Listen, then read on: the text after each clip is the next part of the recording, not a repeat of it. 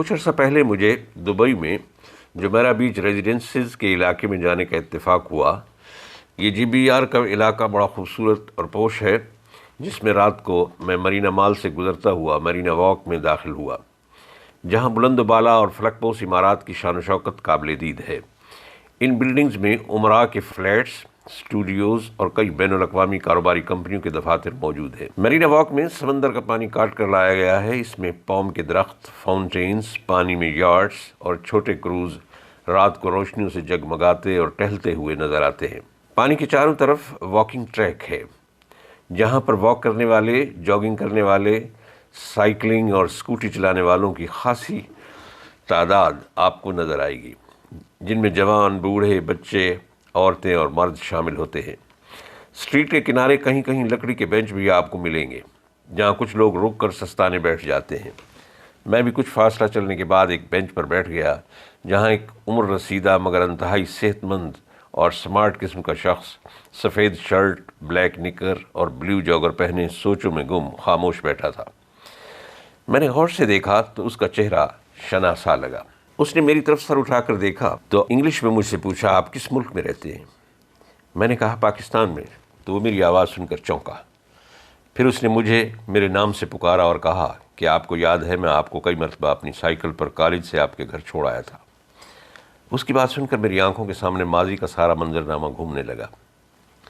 قدرت نے انسان میں کیا کیا خصوصیات عطا رکھی ہیں۔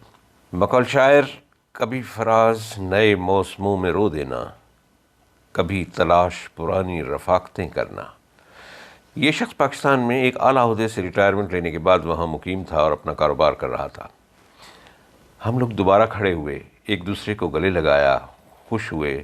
پھر وہ کہنے لگا، آج میں بہت زیادہ پریشان تھا، اس لیے آج میں نے معمول سے زیادہ ورزش کی۔ دراصل زیادہ دیر تک واک کرنے سے میری انزائٹی دور ہو جاتی ہے۔ میں ہنس پڑا اور میں نے فراز کا یہ شعر پڑھا، اداسیوں کا سبب کیا کہیں بجز اس کے، یہ زندگی ہے پریشانیاں تو ہوتی ہیں۔ عزیزان گرامی، اگر آپ کو ہمارا یہ چینل پسند آئے تو اسے سبسکرائب ضرور کیجیے گا اور دوستوں کو بھی شیئر کیجیے گا اور بیل کے بٹن کو پش کر دیجیے گا تاکہ ہماری ہر نئی آنے والی ویڈیو آپ تک فوراً پہنچ سکے۔ پھر اس نے نہ جانے کیوں گفتگو کا رخ بدلا۔ اس نے پاکستان کے بارے میں، لوگوں کے بارے میں، دوستوں کے بارے میں منفی باتیں شروع کر دیں۔ میں بڑا حیران تھا کہ یہ جنت نظیر ماحول میں رہتا ہے اور سب لوگ اسے ایک کامیاب انسان سمجھتے ہیں، لیکن یہ پاکستان سے بھی ناخوش ہے، جس کی وجہ سے آج یہ یہاں تک پہنچا ہے۔ اس کے علاوہ یہ نہ لوگوں سے خوش ہے، نہ اپنے آپ سے، نہ خدا سے۔ میں نے بہت کوشش کی کہ گفتگو کا رخ بدلوں، مگر اس کو سمجھ نہ آئی۔ اس کی منفی گفتگو اور شکوے شکایتیں تھیں کہ بڑھتی ہی جا رہی تھیں۔ میں چاہتا تھا کہ اس قلیل وقت کو کسی طرح خوشگوار طریقے سے گزار دوں، لیکن میری خاموشی بھی آخر دم توڑ گئی۔ مجھ سے رہا نہ گیا۔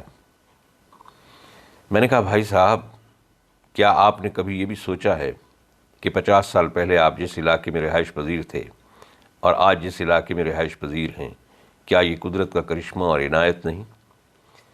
آج آپ کو واپس اسی مقام پر بھیج دیا جائے تو کیسا لگے گا؟ کاروں کی بجائے اگر آپ کو سائیکل پر سخت گرمی میں سفر کرنا پڑے تو آپ کیسا محسوس کریں گے؟ آپ کو ضرور یاد ہوگا، زندگی میں قدرت نے ہمیں کئی بیماریوں، حادثوں، وباؤں سے بچایا۔ ہمارے کتنے دوست کووڈ میں ہی اللہ کی رحمت میں چلے گئے۔ کیا اس میں ہماری کوئی قابلیت پوشیدہ ہے؟ آپ کو یاد ہے ایک مرتبہ ہم نہر پر نہانے گئے تھے، تمہیں تیرنا نہیں آتا تھا، تمہارا پاؤں کنارے سے پھسلا اور تم پانی میں غوطے کھانے لگے تھے۔ ایک کسان کے بیٹے نے پانی میں چھلانگ لگا کر تمہیں بچایا تھا اور تمہاری والدہ نے چاولوں کی ایک دیگ بانٹی تھی۔ وہ خاموش ہو گیا اور ٹک ٹکی باندھ کر میری طرف دیکھنے لگا۔ پھر میں نے پوچھا، کیا آپ کے علم میں یہ بھی ہے کہ ہمارے کتنے کلاس فیلو آج کہاں ہیں اور کس حال میں ہیں؟